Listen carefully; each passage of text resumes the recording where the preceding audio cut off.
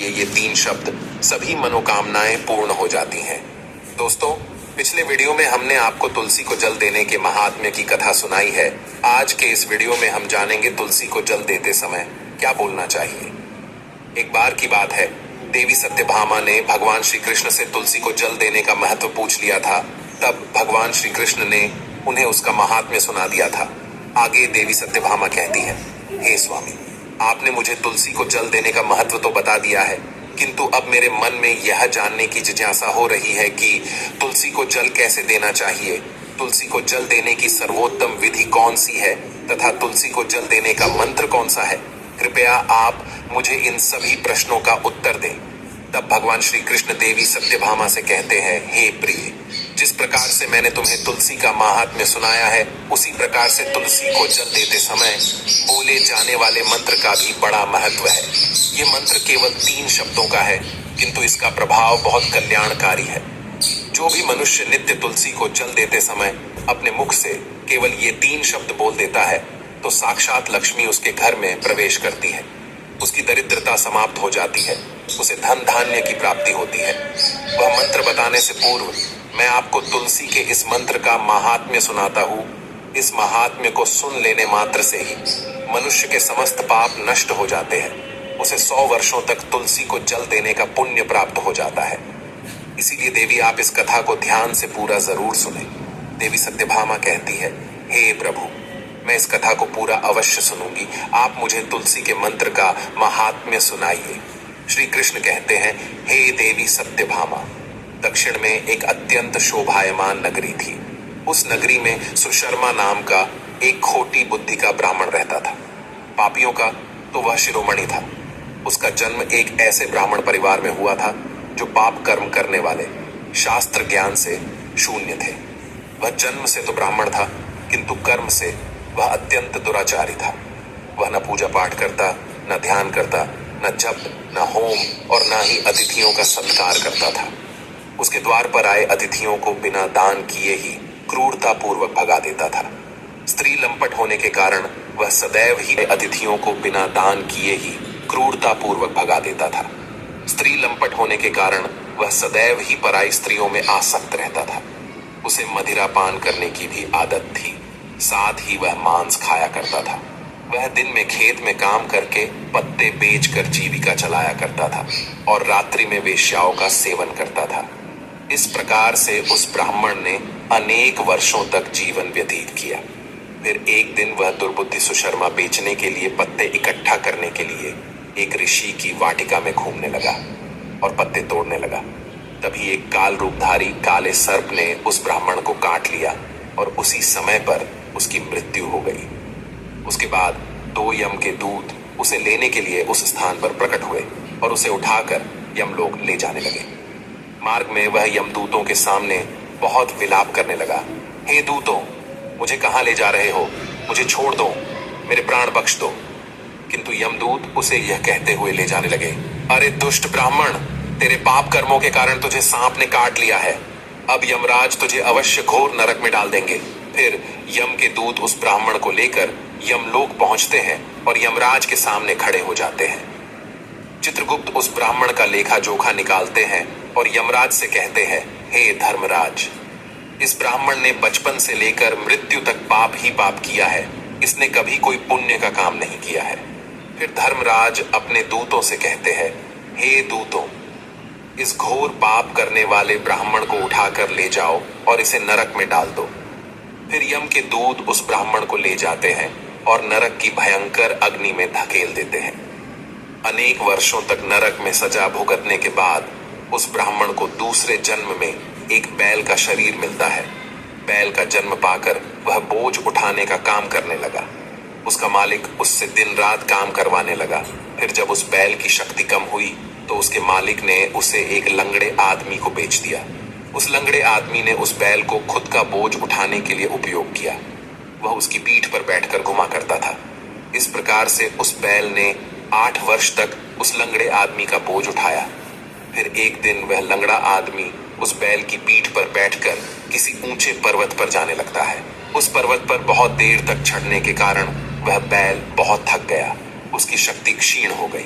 और कुछ समय बाद वह बैल बहुत जोर से मूर्छित होकर जमीन पर गिर पड़ा और अंतिम सांसें लेने लगा।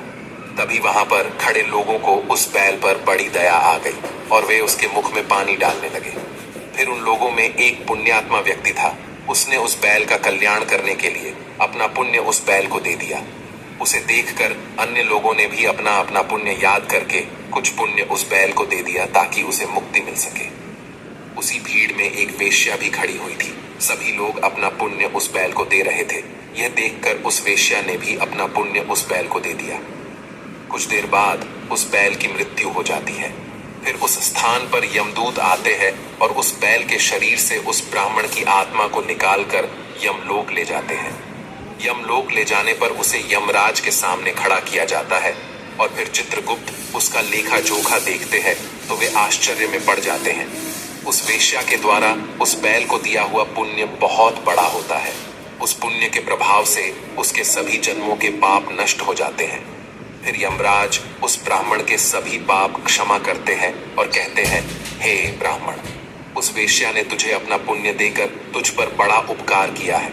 केवल उसी के पुण्य के कारण तुम्हारे सब जन्मों के पाप नष्ट हो गए हैं और यमराज उसे फिर से मनुष्य जन्म प्रदान करते हैं। इस बार वह पृथ्वी पर आकर एक उत्तम ब्राह्मण कुल में जन्म लेता है। उस महापुण्य के प्रभाव से उसे इस नए जन्म में अपने पूर्व जन्म की बातें याद आने लगती है। जब वह ब्राह्मण बड़ा हो जाता है तो उसे याद आता है कि पिछले जन्म में जब वह बैल था तब एक वेश्या ने उसे उसका पुण्य दे दिया था। इसीलिए उसके मन में उस वेश्या के बारे में जानने की इच्छा होती है और उस महापुण्य के बारे में जानने के लिए उस वेश्या का पता लगाकर उसे ढूंढते हुए उसके नगर में चला जाता है। वह वेश्या अब बूढ़ी हो चुकी थी। फिर जब उसे वह वेश्या मिल जाती है तो वह उसके सामने जाकर उसे बार बार प्रणाम करता है और उस वेश्या का धन्यवाद करने लगता है। वह वेश्या कहने लगती है, हे ब्राह्मण श्रेष्ठ, आप कौन हैं और किस कारणवश आप मुझ वेश्या को धन्यवाद दे रहे हैं? मैंने आपका कौन सा कार्य किया है जो आप मुझे नमस्कार कर रहे हैं?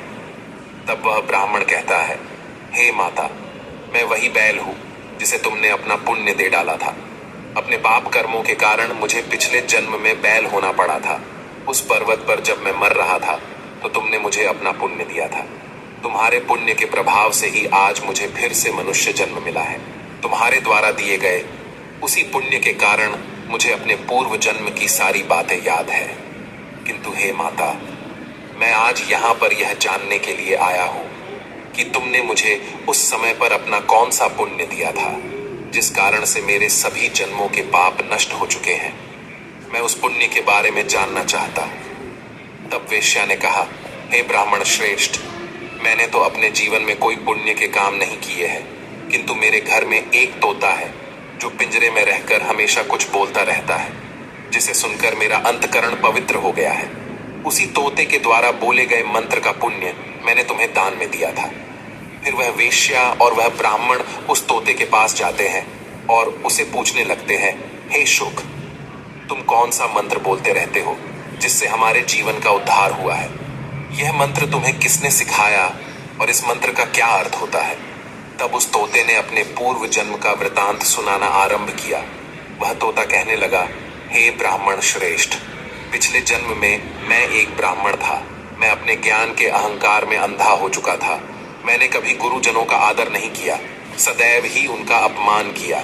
मुझे अपने ज्ञान पर इतना अधिक घमंड हो गया था कि जिस कारण से मेरे क्रोध बहुत अधिक बढ़ गए और मैं सभी से द्वेष करने लगा, अन्य मनुष्यों को तुच्छ समझने लगा, विद्वानों का भरी सभा में अपमान करने लगा। फिर कालांतर में मेरी मृत्यु हो गई और मुझे यमलोक ले जाया गया। पूज्य जनों और गुरुजनों का अपमान करने के कारण मुझे तोते के कुल में डाल दिया गया और मेरा जन्म एक तोते के रूप में हो गया। मेरे पाप कर्मों के कारण छोटी अवस्था में ही मेरा अपने माता पिता से वियोग हो गया। फिर मैं पेड़ की डाल पर बैठकर रो रहा था तो उसी स्थान से कुछ मुनि जा रहे थे। उन्होंने मेरी दयनीय पुकार सुनी और मुझे लेकर अपने आश्रम में चले गए। वहां उस आश्रम पर उन्होंने मुझे एक सुंदर पिंजरे में रखा और मेरा अच्छी तरह से ख्याल रखा। वे मुझे नित्य भोजन दिया करते थे और पढ़ाते थे। उस स्थान पर वे ऋषि मुनि, उनकी स्त्रियां और बालक सभी नित्य तुलसी के पौधे को जल देते थे और उसके सामने एक मंत्र का जाप करते थे। उन्हीं के मुख बार बार उस मंत्र को सुनकर मैंने उसे रट लिया और तभी से मैं उस मंत्र को जान गया हूँ और वही मंत्र मैं दिन रात बोलता हूँ। उस मंत्र के प्रभाव से मेरी कभी मृत्यु नहीं हुई और मेरी आयु 100 वर्ष की हो गई और मैं इतने वर्षों तक जीवित रहा। इसी बीच एक रात को एक चोर उस स्थान पर आ गया और उसने मुझे वहां से चुरा लिया और फिर इस वेश्या ने मुझे उस चोर से खरीद लिया। इस वेश्या के घर पर आने के बाद भी मैं उस मंत्र को बोलता रहता था, जिसे सुनकर इस वेश्या का मन भी पवित्र हो गया और इसने वेश्या का काम छोड़कर भगवान विष्णु की भक्ति करने लगी। उसी मंत्र के प्रभाव से मेरे पूर्व जन्मों के सभी पाप नष्ट हो गए और उसी मंत्र के प्रभाव से इस वेश्या का भी अंतकरण पवित्र हो गया।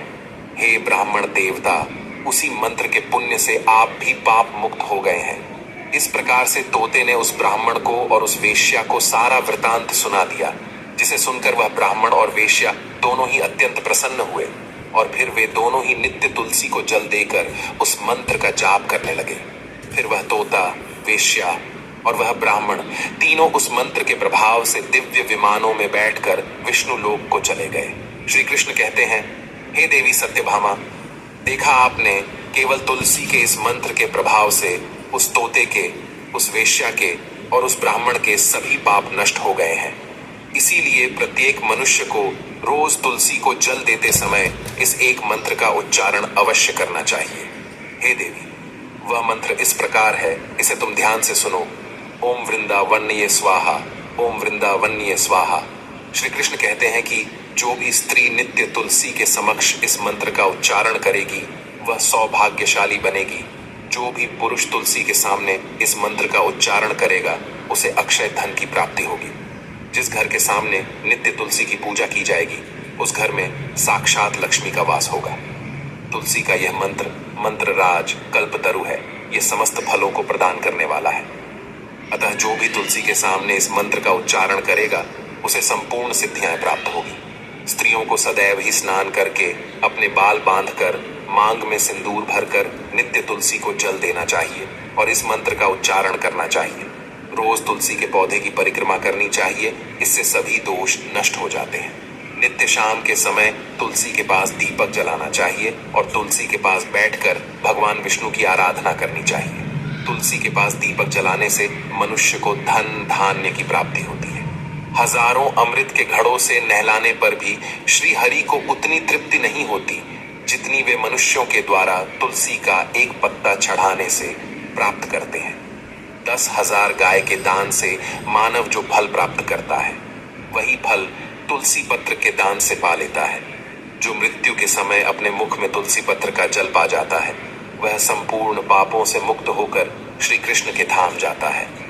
श्री कृष्ण कहते हैं, पूर्णिमा, अमावस्या, द्वादशी और सूर्य संक्रांति के दिन मध्याह्न काल, रात्रि और अशौच के समय तेल लगाकर बिना स्नान किए अथवा बिना हाथ पैर धोए रात्रि के वस्त्र पहनकर तुलसी के पत्र तोड़ता है वह महापापी होता है। श्राद्ध, व्रत, दान, प्रतिष्ठा तथा देव पूजा के लिए तोड़े हुए तुलसी पत्र बासी होने पर भी 3 रात्रि तक पवित्र ही रहते हैं। तुलसी का एक एक पत्ता न तोड़कर पत्तियों के साथ अग्रभाग को तोड़ना चाहिए। तुलसी की मंजरी सब फूलों से बढ़कर मानी जाती है। मंजरी तोड़ते समय उसमें पत्तियों का रहना भी आवश्यक माना गया है। पूज्य भाव से पौधे को हिलाए बिना तुलसी के अग्रभाग को तोड़ना चाहिए, इससे पूजा का फल लाख गुना बढ़ जाता है। तुलसी के पत्तों को कभी नाखून से नहीं तोड़ना चाहिए, इससे पाप लगता है। रात्रि में तुलसी के पौधे को स्पर्श न करे अथवा उसके पत्ते न तोड़े, ऐसा करना अशुभ माना गया है। रात्रि में तुलसी का पौधा निद्रा अवस्था में होता है, ऐसे में पत्ते तोड़ने पर पाप ही लगता है। गुरुवार के दिन तुलसी के पौधे में थोड़ा सा कच्चा दूध अर्पित करें। दूध चढ़ाते समय ओम नमो भगवते वासुदेवाय इस मंत्र का जाप अवश्य करना चाहिए। तुलसी के पौधे के पास शालिग्राम रखें और उस पर तिल चढ़ाए। पूजा में तुलसी और शालिग्राम को दूध में भीगी हल्दी का तिलक अवश्य करें।